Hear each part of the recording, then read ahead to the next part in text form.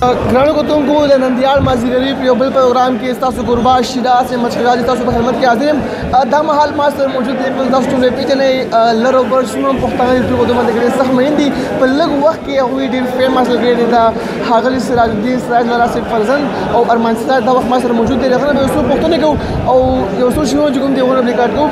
ارمان سراج دا ته ووایي چې په ډېر کم وخت کې تاسو چې کوم یې ډېر فیم شوی ډېر فیم حاصل کړو څومره چې پښتانه دي تاسو سره مینه کوي د دې څه وجه ده؟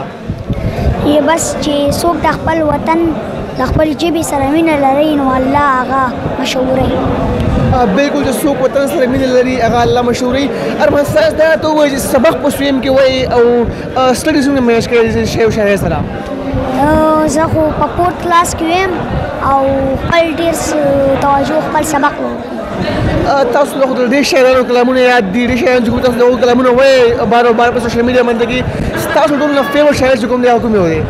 زما خو په خپله منیر بنیری خوښ دی خو څوک چې د ادب سره ډېره زیاته مینه لري نو زما شاعران بالکل همدغسې ده. زمونږ کتونکو انتظار کوي تاسو او د هغو په درمیان کې حل کېدل نه غواړو. زمونږ کتونکو ته د منیر بنیری صاحب یو غزل ووایي مهرباني به وي ستاسو.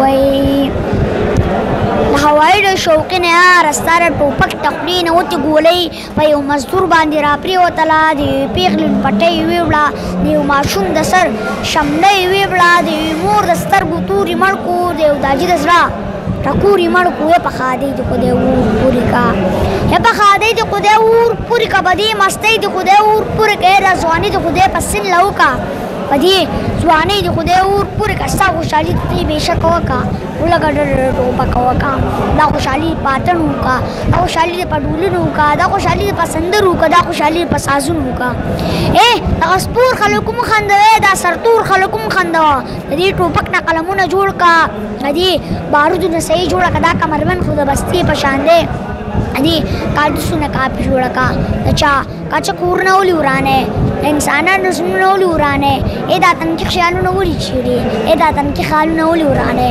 د دې پټکي نه دې شمله جوړه کړه چېرته جومات جوړ کړه اوتره جوړه کړه د پردو کړکو نه ساز مه جوړوه خپل مازغه وچړه نغمه جوړه کړه د دې ټوپک سره یارم کو د تېرو غېږ کې زندګي مه کوه په پردي سر داغونه مه لګوه دا جواري د جواري مه کوه خو دا ویرونه په چا څه اثر کوي نصیحتونه په چا څه اثر کوي منیره ستا ځان له ماس خراب دي ساره شعرونه په چا څه اثر کوي. کوم د حمزوي صاحب څو شعرونه ووایي یقینا چې تاسو له دغو شعرونو یاد دي حمزوي صاحب څو شعرونه ووایي وایي ټپه هندو د غزل کافر دی د پښتو ژبې هر متل کافر دی نن یې پدار کړه مقدس افسانه سبب وایي چې ناول کافر دی خپل رنجیت سنګ د نصاب ایسه کړه زما د خاورې هر اتل کافر دی زه د لیلونو د قرآن ورکوم او هغه وایي دا پاگل کافر دی او ای حمزوي فتوې نه ځان وساته ستا را بیان خو مکمل کافر دی.